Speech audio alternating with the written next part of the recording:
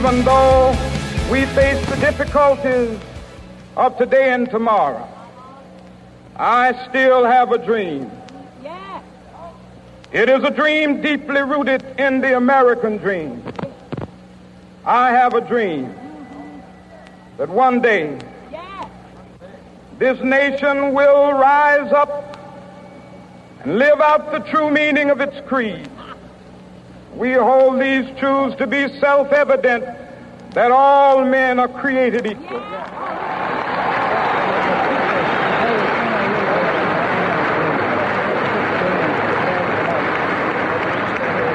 have a dream that one day on the red hills of Georgia, the sons of former slaves and the sons of former slave owners will be able to sit down together at the table of brotherhood. I have a dream.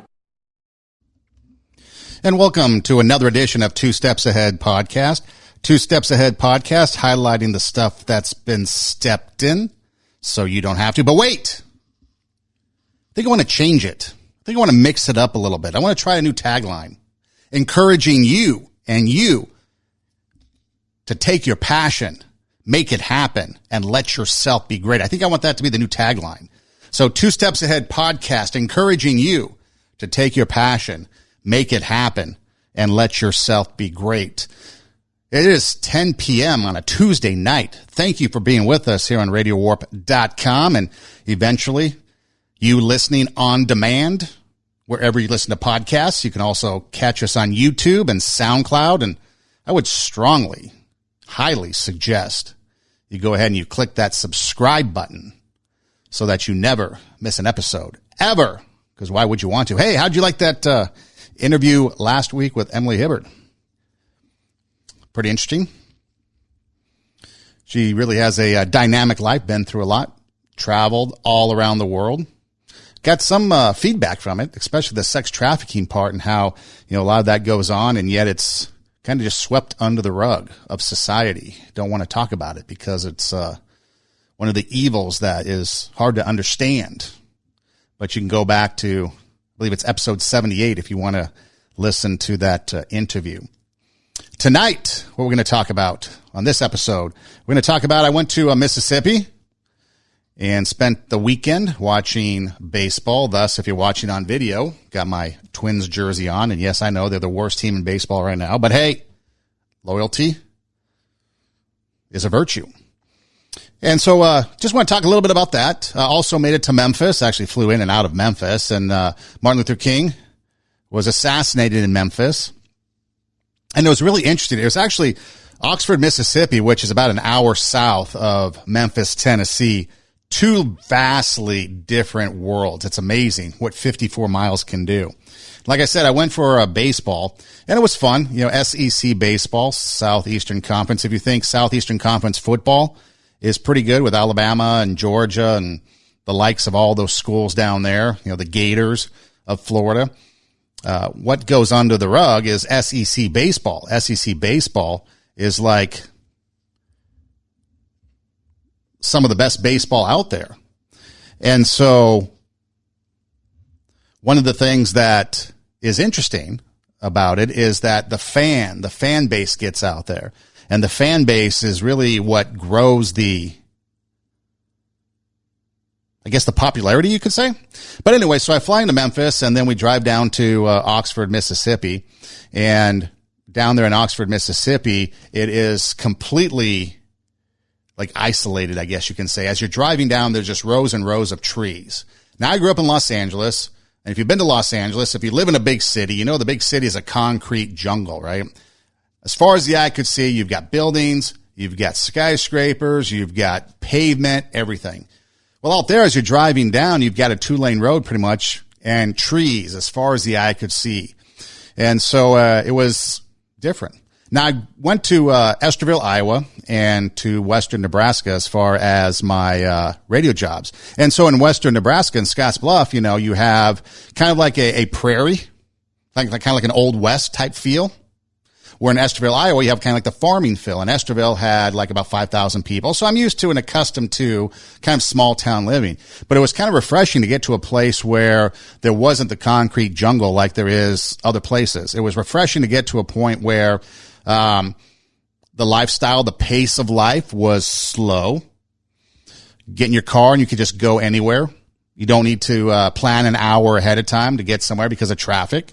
You can cruise down, well, Jackson Avenue. Wouldn't call it the boulevard, but it was kind of like the boulevard. You know, you come out here and you're on the 405, you're on the 110, the 105, the 605. It doesn't matter. You're in traffic. You're angst. You're angry. You're giving the Top Gun greeting to everybody as you're driving by. And then as you get down to your destination, wherever it might be, you're all amped up, uptight, upset because traffic does that to you. Here you're able just to cruise, turn on the radio, listen to some local radio, and get to your destination, have some fun, and enjoy a lifestyle. What's up, Ray? Ray on Facebook Live. I'll be seeing you sooner than you think, Ray. Coming back there to visit. And so it was just a different lifestyle. But here was the thing that was kind of refreshing about it was that the people there had the attitude, I guess you can say, of just self-responsibility. And what do I mean by that is, you know, out here in LA, we're always governed by everything. You know, we're governed by the laws. We're governed by security. We're governed by the people that have a political agenda that is greater than yours. Everybody wants to push their agenda on you. Everybody has something that they're trying to push onto you, right? And so everybody was just kind of living their life. I mean, this was the biggest stress, okay? This was the biggest stress. So the first night we're there, it's a Friday night, 6:00 game time. Game ends after 9.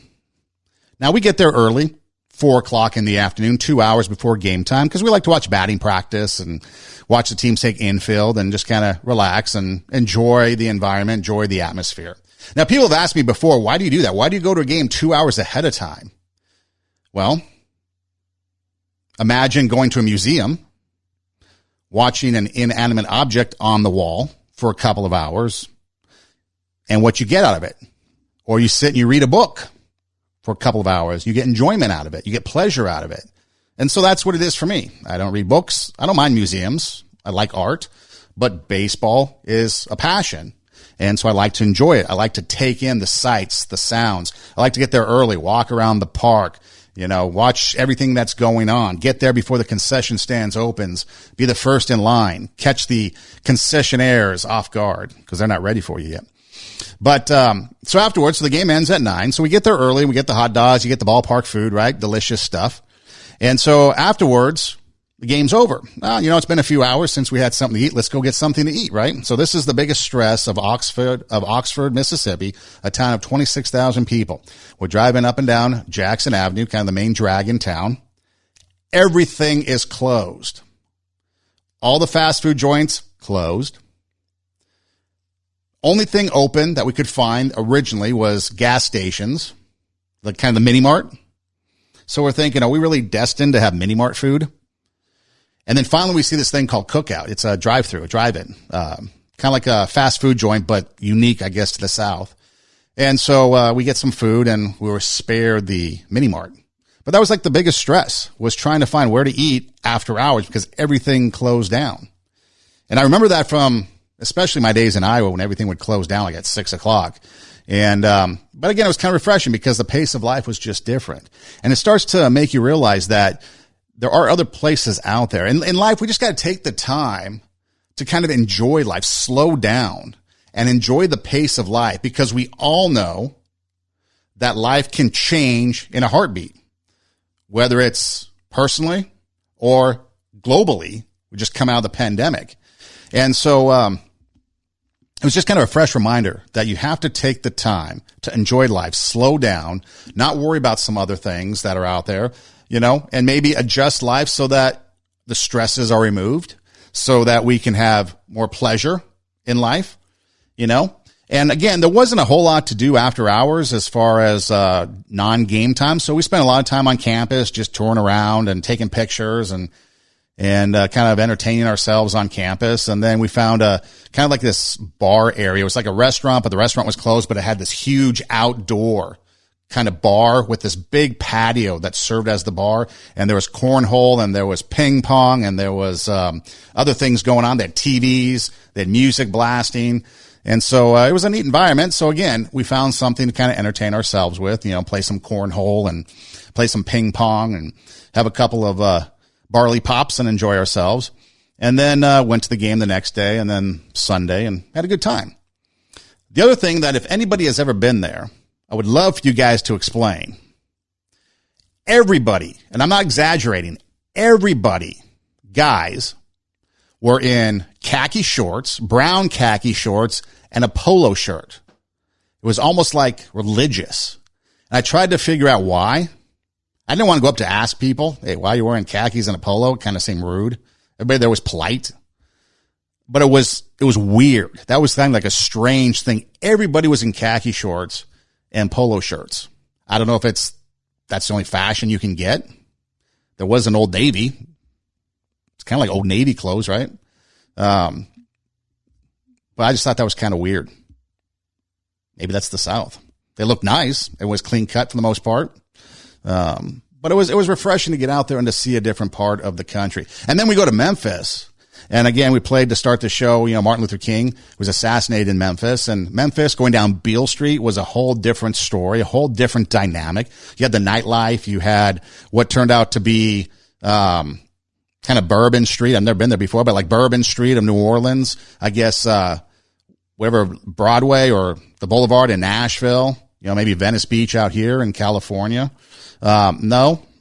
Went to see Vanderbilt and Ole Miss, and someone asked on Facebook Live, did my team win? Yes, we won Saturday night, and that's the only thing that matters.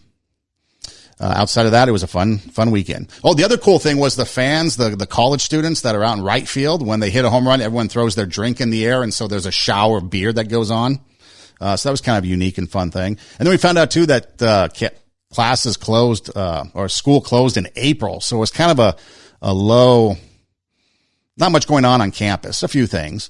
But again, it was a nice environment to step out and get something that was completely different than being in Los Angeles with the rat race that goes on. And so it kind of reminded me of some things that I'd kind of forgotten about when I was going to Estherville, Iowa, and when I was going to Scottsbluff, Nebraska, that, it's just a peaceful environment. The stress kind of goes away.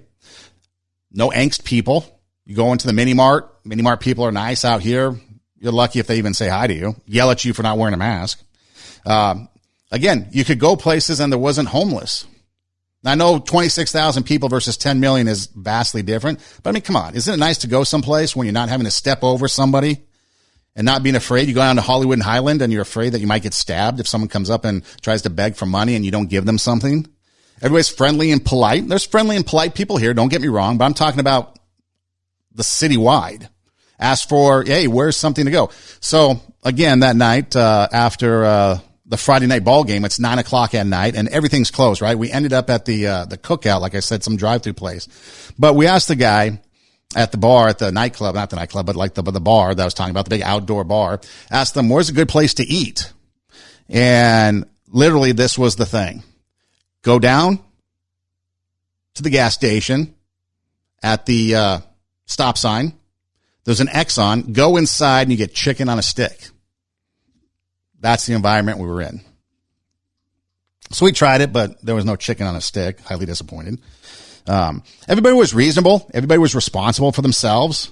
There was no overlord telling you what to do all the time. Kind of like what I get the sense here when you're going into places, there's always somebody there, trying to tell you what to do. It seems like, no one's forcing anything on you. The cost of living is completely different. It's $2.75 for gas compared to almost $5 out here. We go to lay down the tip, right? And I'm used to LA, California tipping, right? And so we get a bill, maybe $18. And so I throw down some tip and they were kind of like, wow, this is great. Thank you very much. And I'm like, well, the service was impeccable. And I started thinking, wait a minute, this is a different place. I might be over tipping. But then I come up with the excuse like, hey, I walk up to the bar, the beer's cracked, it's nice and cold, I'm ready to go. You remember what I had? Impeccable service, right? So you get rewarded for that. And then we had to kind of adjust our thinking as to giving away the tip because it's a different lifestyle. We don't have to live up to the standards of the expectations of LA tipping, right? You don't go and just automatically throw down a 20 because the person waiting on you expects it. Or how about now in California where you have the ability to charge a recovery fee, a pandemic recovery fee, because the government shut you down for a year. Now the government says you can just put a fee of like $5 on the bill for no reason, just to recover from the pandemic. Nothing like that going on. Another thing that was kind of fun was it was sunny and it was hot. And the sun beats down differently there. It really does. It's more of a scorcher. Even though it was like 78 degrees, really nice, it was more of a scorching heat. So we go stand in the shade. And we're probably in a place that we shouldn't be, but it's shade. That's the reason why we're there. We're not being mischievous. We're trying to get out of the sun. I mean, look at me. If you're watching on video, look at me. I'm white. Sun and me, we don't mix. And so that's why I carry SPF 5000 with me. But we're standing in the place. Security comes up and just reminds us, if people are walking through, don't block. Let people travel, through the walkway, up the stairs and stuff, but didn't chase us out because they knew, hey, we had to find shade. People were looking for different strategic spots to watch the game and have some shade. So, it was just kind of a fun and different environment, just kind of relaxing, peaceful environment. Everybody just went about their business. And I just thought that was kind of refreshing. It was kind of refreshing to think that, there's places out there still where here people are protesting the Middle East and things going on. Everything's political. Everything's, like I said, just turmoil. It seems like the rat race. Everywhere you go, there's something. But there was just kind of peaceful. People just minding their own business, doing their own thing. And of course, the biggest thing was no mask mandate. Had my mask in my pocket, walking around and waiting for someone to tell me to put it on. I ditched that thing. Didn't need to have it because there people realized that, if you felt comfortable wearing it, then you wear it. Nobody said anything. If you weren't comfortable wearing it and you didn't want to, nobody said anything. Nobody cared. You did what you wanted to do and what you felt safe doing, and no one preached it upon you. Now, granted, the state has approximately 4 million people versus California with like 40. So I get it. It's different. But again, the climate, people just take personal responsibility, and so recently, the CDC came out with the new mask mandate guidelines. And so these are the new mask mandate guidelines, according to the CDC that came out a couple days ago. Anyone who is fully vaccinated can participate in indoor and outdoor activities, large or small, without wearing a mask or physical distancing. If you are fully vaccinated, you can start doing the things that you had stopped doing because of the pandemic. We have all longed for this moment. Okay, so that's the CDC. If you get vaccinated, you can do what you want. Well, a lot of us have been doing what we wanted to do, and only by force have we had to put a mask on. People call that irresponsible, but it's common sense. In fact, Duke and Stanford University, over the course of the year, each came out with different research studies, showed masks, at least non-medical masks, to be ineffective against it. And that's what happened. Nobody over the time that we went through the pandemic really researched how the virus spread. They just assumed. Remember, this is a virus that no one knew about before. We've never seen this before. Something new. But yet we're applying standards of viruses that we know to something we don't know. Maybe it was different, but nobody bothered to check. We just threw out things, throwing darts at a dartboard, hoping something sticks. And then, of course, it becomes a political thing. So now the CDC says you don't have to wear a mask if you're fully vaccinated. Now, recently, Texas, about 2 months ago, Texas and Mississippi both decided to remove the mask mandate. A lot of people, including President Biden, called it Neanderthal thinking. Our own governor here, Newsom, thought it was crazy. It's going to be horrible. It's going to be horrible if somebody removes the mask mandate because everyone's going to die and get sick. Well, when we were down there, word came out that Texas has 0 coronavirus deaths, and they haven't been masked for 2 months. Florida, Disneyland in Southern California recently opened. Florida, it's been open for almost a year. No huge outbreaks. So it makes you wonder, when you look at those Duke and Stanford studies that said that the mask actually increases possibly the spread of corona, because if you sneeze, for example, you've got, mucus droplets or moisture droplets that are a certain size. And then if it goes through the non-medical mask, they break down to smaller sizes. And so that could change the dynamic of how it spreads. And so I thought that was kind of interesting, but no one ever really decided to talk about that in the news. And so you've got Texas with 0 coronavirus deaths. But yet you have Governor Newsom, who came out and said that June 15th is going to be the day that California, we don't wear masks anymore. So here's Gavin Newsom telling everybody the good news. Are we looking at masks after June 15th? No, only in those settings that are indoor, only in those massively large settings where people from around the world, not just around the country, are convening and where people are mixing in real dense spaces. Otherwise, we'll make guidance recommendations, but no mandates and no restrictions of businesses large and small. No mandates of businesses large and small. And what he talked about there reminded me of like the Olympics. Mass gatherings, people all around the world coming together, maybe the Olympics, maybe a convention down at the convention center. But otherwise, June 15th, right?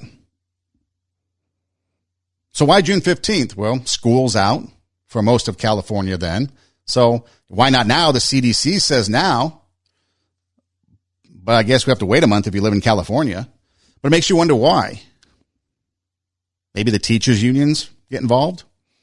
Maybe they want to wait till kids are out of school. I don't know. I thought we were supposed to believe science, but apparently not. Maybe teachers. In fact, there was a kid that just came out. I guess the video went viral, a 10-year-old who went to a school board meeting and started complaining about teachers, yelling at them for not wearing a mask. But then the teachers aren't wearing a mask when they're yelling at them. Teachers aren't wearing a mask in the classroom. And it goes on and on and on about the hypocrisy of teachers when it comes to masks. We've seen another video where, I guess, an overweight, out of shape teacher was berating a student, saying he was a threat for not wearing a mask, a threat to her. Well, maybe she should stay home. Maybe she should get healthy. San Francisco, they wanted to return kids to school recently for at least a day a week, if not 2. Hey, that's good, right? What for? Education? No. They wanted to get $12 million from the state for having kids in school. Kids are the pawn.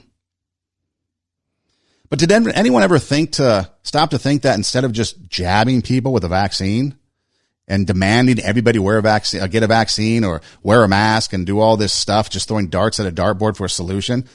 What about people that got the coronavirus and recovered? Natural immunity.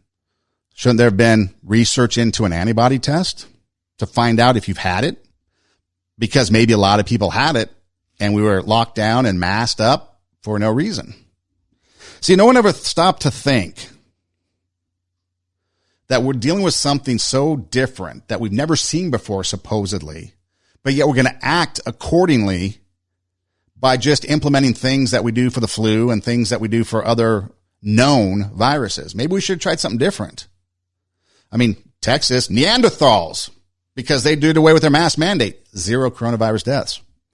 California, New York, Michigan had high rates. We were masked the most. Did they really work?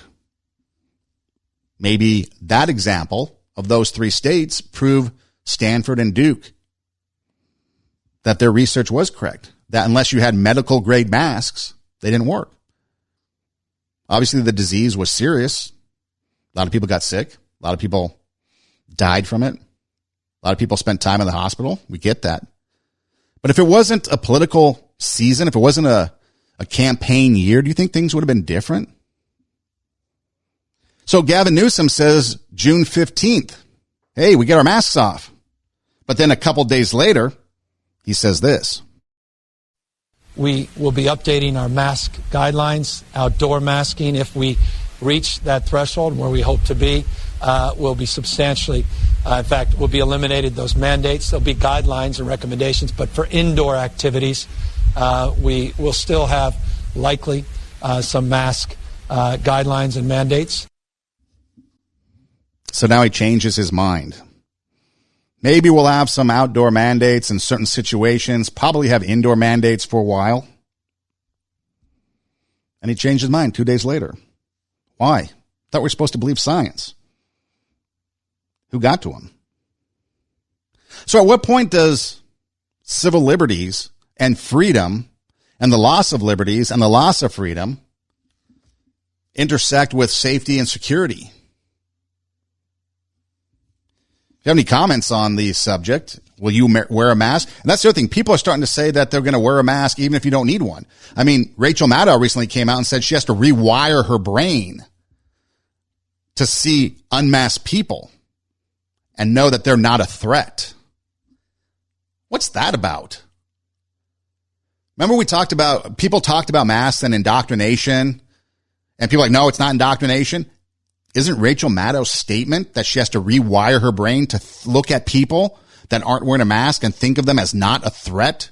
A year ago, people not wearing a mask, nobody cared. A year later, now we have to recondition our mind. Isn't that indoctrination? Isn't that the very definition of indoctrination? Will you continue to wear a mask? Heard a guy in Hermosa Beach, California. Great place to go. Apparently you can get fined if you don't wear a mask. I was never fined when I went down there, maskless. But apparently you can. He said he's going to continue to wear his mask, not because of health reasons. He just doesn't want to get a fine. So what is the true reason why people are wearing a mask? Is it because of health? Probably some. Maybe a majority. Others, are they wearing it just because they have to? Probably. Are you going to wear one even when it's not required? Give me a call, 626-676-8972 if you want to respond. If you want to chime in, 626-676-8972. Also, I encourage you to do your own research. Don't just listen to me. Don't just listen to CNN. Don't just listen to MSNBC or anything on TV. Do your own research. Go check it. You know, they're doing a vote audit in Arizona. People are trying to stop it. Why? Maybe they have something to hide. I don't know. Maybe. I'm telling you to go do the research. Find out for yourself. And don't just look at the headlines.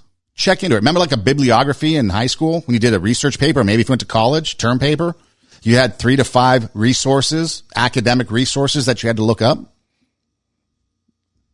Do the research yourself. Find out. Educate yourself. Because see, that's the thing that we're coming to in society today is we're just relying on what other people have to say. We're relying on what the news has to say. They've been wrong. We're relying on what Twitter has to say. That's a bastion of lies. Social media.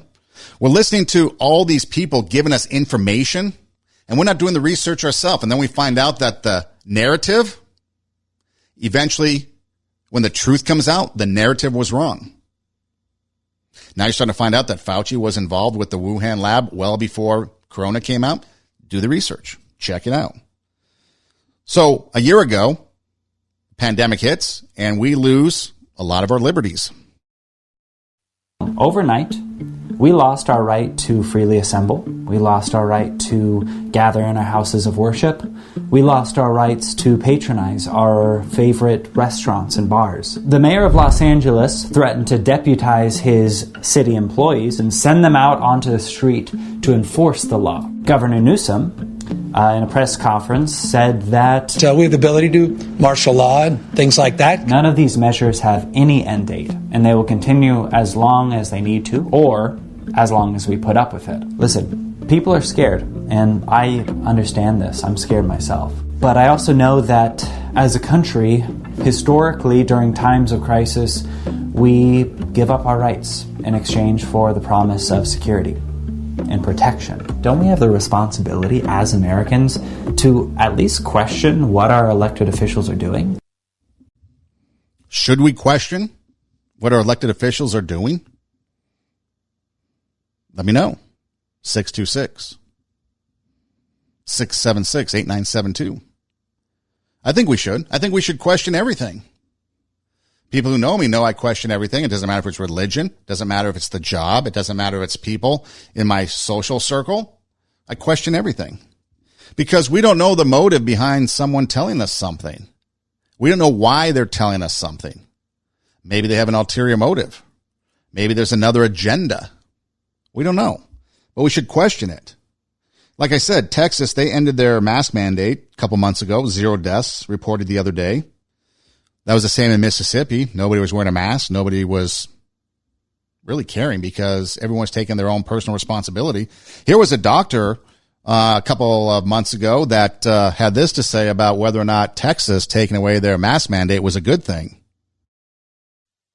Is Texas wrong to do this? Is it okay to do this? The truth is, we know a mandate is not what stops the virus. The mask does. And if you make the mistake of releasing everybody to not wear a mask, the virus will continue to spread. And at some point, you have to say, look, opening up really quickly is not the answer. Opening up gradually in an appropriate manner is the right way. But we'll see how this plays out. So this doctor, if we listen to him, would suggest that you go and open slowly. Texas just opened wide up, 0 deaths. Obviously, this doctor was wrong. He got it wrong. So again, at what point do we give up our freedoms for security? Russell Brand, you familiar with him, the actor? Probably the celebrity, I guess you could say at this point. He had a comment. He's over in the UK, and he's talking about security versus liberty. Government there to try to protect you versus other things that are going on. And so this is what Russell Brand had to say about the whole thing. My personal feelings are that the institutions that have the power to carry this out have not behaved in a way that engenders trust up until now. On Under the Skin soon, we have Edward Snowden as a guest who risked his own safety and sanity and liberty to bring to the wider public the way that American government agencies behave in regard to data. We're now on the precipice of granting those very institutions, agencies and companies unprecedented abilities to control our lives and our freedoms.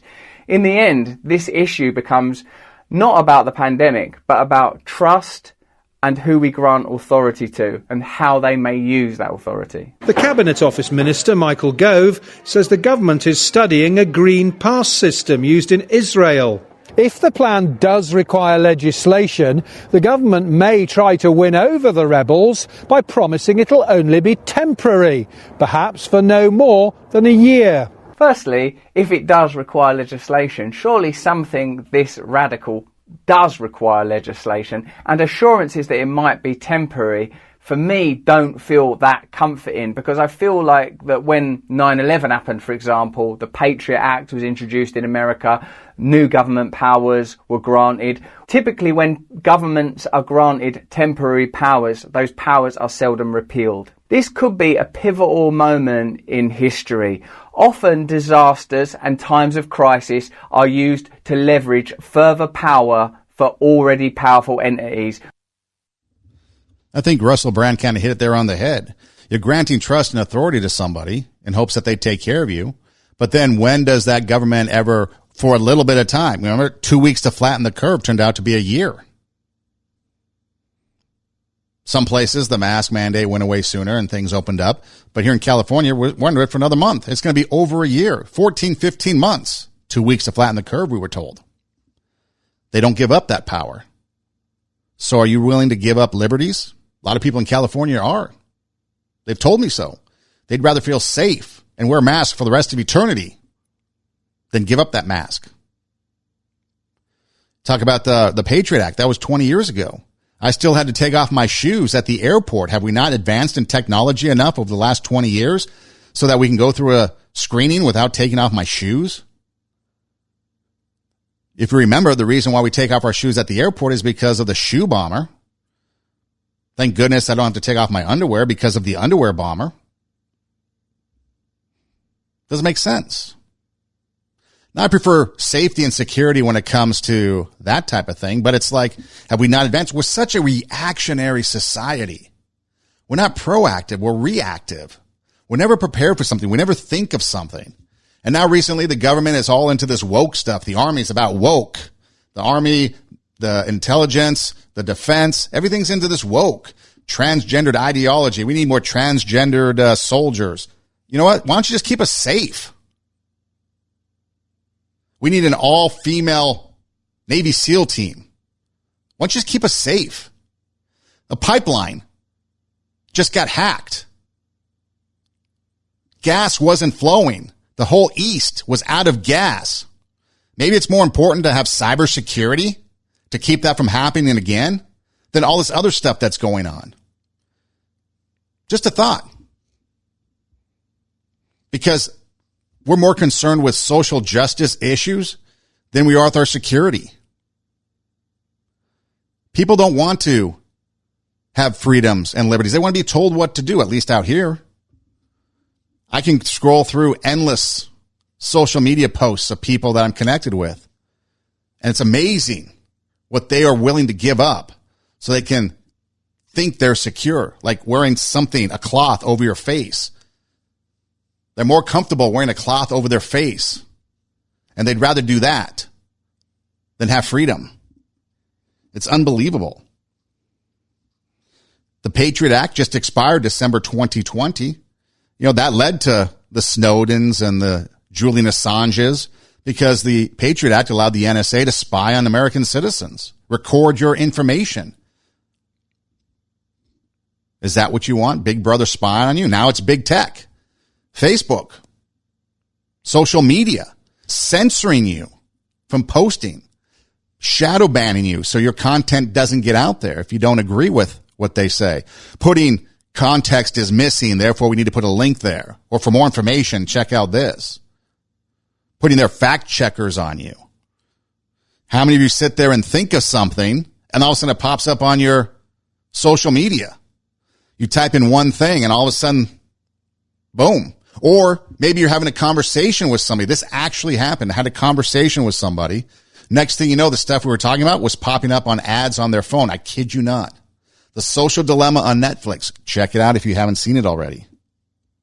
There was a U.S. district attorney talking about at some symposium at USC.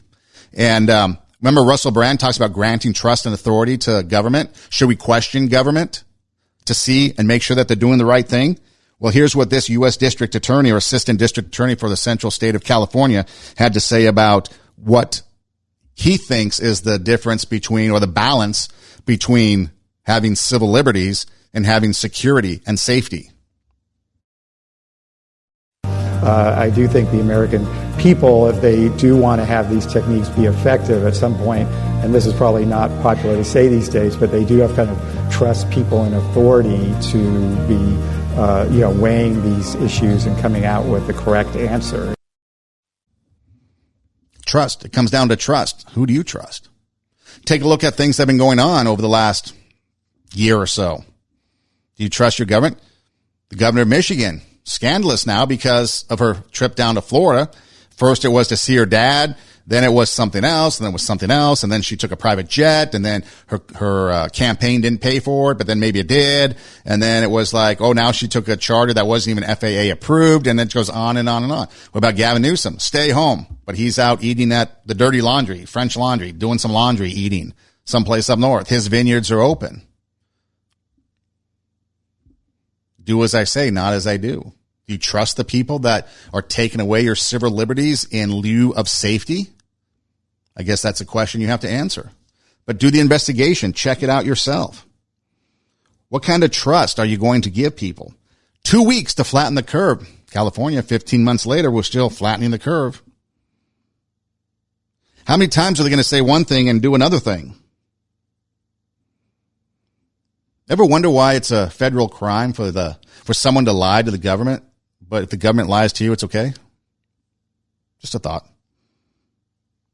Back in 1965, Paul Harvey came out with something. If you don't know who Paul Harvey was a guy, a radio guy, but he was in the news business for the most part. He had a couple of things that would go on during the day. He would have about a 15-minute newscast that would talk about the different things going on in news. And of course, this goes back to, his early days, pre-television even, but it's not like the news of today.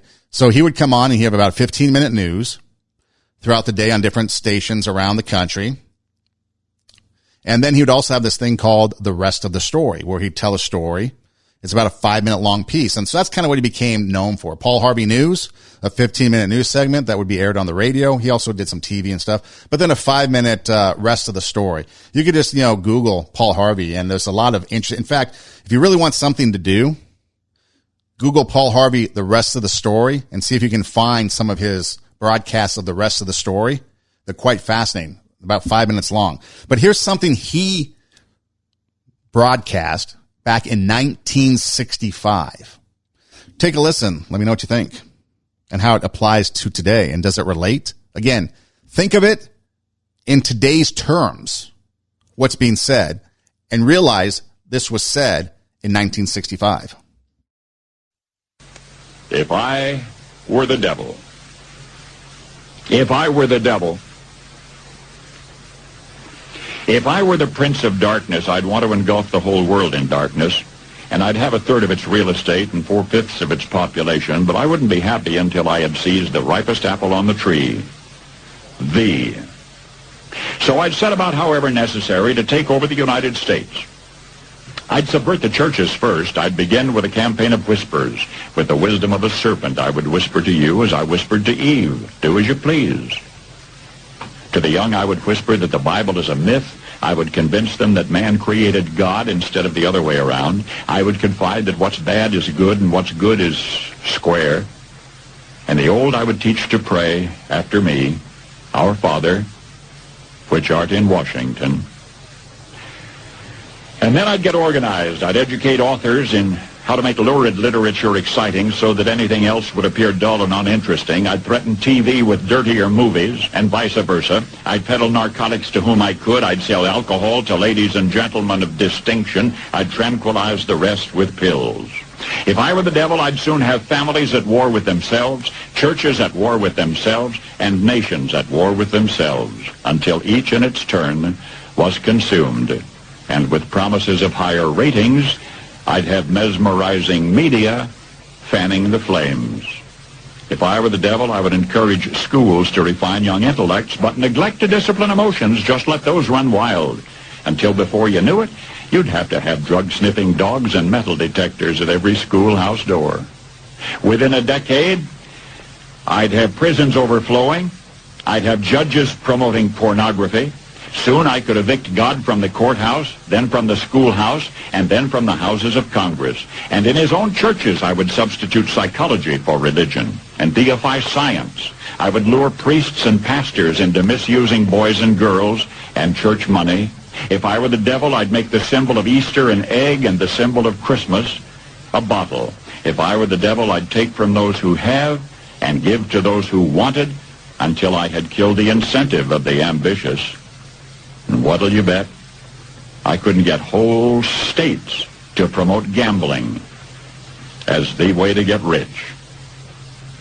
I would caution against extremes in hard work, in patriotism, in moral conduct. I would convince the young that marriage is old-fashioned, that swinging is more fun, that what you see on TV is the way to be. And thus I could undress you in public, and I could lure you into bed with diseases for which there is no cure. In other words, if I were the devil, I'd just keep right on doing what he's doing. Paul Harvey. Good day. 1965, he came out with that. 56 years ago, and the only thing I think he got wrong is Christmas isn't really represented by a bottle. I think it'd be more the Christmas tree. Outside of that, everything in here. Subvert churches. Do as you please. Isn't this an environment, a society of do as you please? I mean, we have the biggest society of do as you please. No responsibility. No consequences. Just do what you please. How about the Our Father, which art in Washington? Isn't that what we look to? Society looks to Washington to solve the problems. Washington is a complete mess. Do you really want Nancy Pelosi, Chuck Schumer, and to name anybody that's in Washington? Do you really want them to solve your problems? Do you really think they're the savior of your world? Not mine. Families are at war. Isn't that the truth? Churches at war. The promises of higher ratings. Mesmerizing media, fanning the flames. So true. And remember, this 1965, you only had maybe the nightly news and a couple channels. I mean, you think about it, here in Los Angeles growing up, you had Channel 2, CBS, Channel 4, NBC, maybe Channel 5, KTLA, Channel 7, ABC, Channel 11, which was KTTV, and Channel 13, which was KCOP. And then maybe you had PBS, which was Channel 28. And if you're lucky, you got, KDOC or whatever it is in Orange County, Channel 56. But you had to switch to the UHF to get those. So you had, 7 channels? And now today, we've got endless. But you've got the media, higher ratings, fanning the flames. Fan the flames of the pandemic. Fan the flames of elections. Fan the flames of racial injustice. That's all they do for ratings. In fact, CNN came out, Project Veritas, whether you agree with them or not, actually had a guy on tape saying that they would adjust the coronavirus deaths during the pandemic because it wasn't moving enough. So producers would call up and have them change the graphics. It's on video. The guy's saying it himself. Unbelievable. Fanning the flames. That's where we're at today. Deify science. Trust science. Trust science. Trust science. Science is everything. Unless science says it, we can't do it. Unless it's gender, then we don't believe science. Unless it's biology, then we don't believe science. Unless science now says we can take our masks off if we get vaccinated, but now we can't do that either. So I guess we only deify science when it fits our agenda. We substitute psychology for religion. Isn't that the truth? Take away the initiative from people. Take away the incentive from people. Kind of like the Robin Hood effect. Take and give to the bums sitting on the couch watching daytime television, which I guess has been me for the past year. I'll take it. But where have we come in society? Patriotism is discouraged. Did you ever think this country, and this is not a political statement, but did you ever think we'd get to the point in this country when non-citizens were considered more important than citizens? Think about it. Gavin Newsom closed a lot of businesses with his order to shut things down. He's given a lot of money to non-citizens, people that are just coming over the border. Current administration doing the same thing. Take politics aside. What about you? I've seen memes on social media saying people are going to give up their citizenship. They're going to leave the country. They're going to cross over illegally, and they'll have it better off. Granted, it's a meme, but there's some truth in those. What have we come to in this country? What have we come to in this country when we're hoarding gas because I need it? I'm going to take so that they can't have it. We're going to hoard toilet paper. Really? It's a me first. Do you think this country would have ever gotten to the place it is if today's society started to build this country? Do you think we today as a society could get through the Great Depression, get through a Great World War, and survive and rebuild? I don't think so. We're concerned with pronouns. We're concerned with transgender ideology. It's important, but it doesn't usurp everything. Someone posted a thing on social media that said that there's 9% of characters on TV. Only 9% represent LGBT. And apparently that was offensive or wrong. There's only 4.5% of America that identifies as transgendered, LGBTQI, whatever else the acronyms were. 4.5%. It's a small amount. Where's the balance? Do we upset the other 95% and make the other 95% and acquiesce to the 5%? Is that where we're at? Well, I guess we do that with the rich. We acquiesce to the 1%. I don't know. That's where we're at. And instead of sitting there and having dialogue, and instead of just talking about it and trying to come together as a community, we fight, we bicker. We block each other on social media. We break up. We don't talk to each other because your ideology is different. And if you're a non-masker, then you're evil. You're a threat. I have to rewire my brain, says Rachel Maddow. Really? Why? Because I feel confident enough that I'm not afraid of a disease that's not going to do anything to me. Science, deify science. Paul Harvey deifies science. We got to believe science. Science. That's all we hear, right? Believe science. Science says that me, 99.9%, if I get it, I'm going to survive. Science says 99.4%. I played a clip a couple weeks ago. I wish I should have grabbed it. Said that 99.4% of the people survive. Only 0.06% of the people are probably going to have severe or fatal experiences to it. That's a lot. We don't want anybody. But I'm just saying, at what point do you affect the 99.94% for the 0.04% or the 0.06%? Where do you draw the line? Who are you trusting? Who are you putting your trust in to make sure that they have your best interest and not theirs? How come you have to shut down, but they get to go out and eat? How come you have to stay home, but how many people traveled? Politicians traveled when they told you to stay home. Stay home for Thanksgiving. Don't meet with your families. But yet they met with their families. Dr. Fauci, stay home and wear your mask. And he's at a Nationals game, yucking it up with people not wearing a mask. The saddest thing I think I've ever heard was people literally being locked down for a year and not seeing anybody, family, nothing. There was a story that someone told me, and I believe it. I believe it to be 100% because these people have incredible character. They wouldn't make this up. They wouldn't lie. There was a family that they knew of in North Dakota, an elderly people. They were locked down for the longest time because they felt they needed to be, right? They decided, you know what, we're going to end this. We're not going to be locked down anymore. They got in their car. They took off to go do something. Car accident, died. So their fear of COVID kept them indoors, but yet they got out and then they died in a car crash. Now everyone's going to say, oh, they should have stayed home. Have you ever driven LA freeways? We put our lives at risk every single day. But yet 99.94% of the time, we're going to be fine if we catch something, but no. To shut everything down. Who do you trust? Who do you put your faith in? Do the research. Check it out yourself. Raise the standard in you and do your own research. If there's anything that I ever play on the show that I want you to remember, it would be this.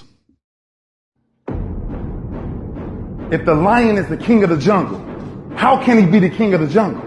If he's not the biggest, the elephant is probably one of the biggest. He can't be the fastest because that's a cheetah. He can't be the smartest. So he's not the biggest, the fastest, or the smartest. So how does the lion become the king of the jungle? His mentality. That's the only difference of a lion and an elephant. When a lion walks up and sees an elephant, he thinks lunch. An elephant thinks run. Because when a male lion walks up, he may be outnumbered by a pack of hyenas, but I'm king of my jungle because of my mentality. Are you king of your jungle because of your mentality? Are you going to be that lion? Or are you going to be the elephant and run? Are you going to attack the pack of hyenas because of your mentality? Or are you going to run in fear? What are you going to do? That's what it comes down to. It's your mentality, your mindset. Are you going to have a mindset of a champion? Or are you going to have a mindset of a loser? Fear. Now, that's not to mean that we have to throw caution to the wind. But come on, the CDC said it's okay if you're vaccinated, take your mask off. Yet people are telling us, hey, we have to wear a mask. We have to wear double masks. I have to wear a mask even though I'm vaccinated. We see people do it all the time. Why? What's the mindset? We need more minds. We need to have a mindset of a champion in society. That we're going to attack that elephant or that pack of hyenas. We're not going to run, but yet we run. That's all we want to do is run. What's your mentality? That's what it comes down to. Are you going to take your passion and make it happen and let yourself be great or not? Are you going to inspire other people by your actions? Or are you going to be the example that brings everybody down? Are you going to stand apart from the crowd because that's the right thing to do? Or are you going to go along with them because you're afraid to stand out, because you're afraid to be alone, because you're afraid to take a stand? What's your mentality? My mentality is that of a lion. I'm going to attack. I'm not going to be defeated. I'm going to rise above. I'm going to take my passion, make it happen. I'm going to bring out the greatness in me. I'm going to raise the standard. I'm going to inspire. I'm going to motivate. I'm going to be the example so that others can rise up. That's what I've decided to do. What are you going to do? Only you can answer that question. This is Two Steps Ahead Podcast, Two Steps Ahead Podcast, encouraging you to take your passion, make it happen. Let yourself be great. Hey, thanks for being with us here on this episode. We're live every Tuesday night, 10 p.m. Pacific time on RadioWarp.com, W-A-R-P, RadioWarp.com. Also on Facebook Live. Thank you. All of you on Facebook Live. We appreciate it. And then also, you can find us on YouTube and on SoundCloud. If you go to, my Instagram page, there's two of them. There is the Two Steps Ahead Podcast page, TWO, Two Steps Ahead Podcast. And then my personal page, Edem Rocks, EIDEM, ROCKS. Follow me. I'll follow you back. But anyways, if you go there on the Two Steps Ahead Podcast, you can see shows on IGTV. On my page, I put some highlights and then just more of me. But the main thing is that links in the bio, whether it's Two Steps Ahead or my page, brings up a list. There's the YouTube page. There's the SoundCloud page. Subscribe. You get notified when episodes get posted. Never miss an episode. There's the merchandise, the swag shop. You click on that. There's merchandise. If you want a t-shirt, hat, summer's coming. Maybe you want some cool stuff to wear to the beach or to the lake or wherever you go. There's the swag shop. And then there's links to like Pandora, Spotify, places where you can actually listen to the show. You can listen to the show on demand anywhere you listen to podcasts. It's TWO, Two Steps Ahead Podcast. And then every Tuesday night, 10 p.m. Pacific time, live on RadioWarp.com, WARP. We also have an app, so if you can't be near a computer, but you want to take us with you on the go, just go to your app store and search a Radio Warp app. Add the app in there, Radio Warp app.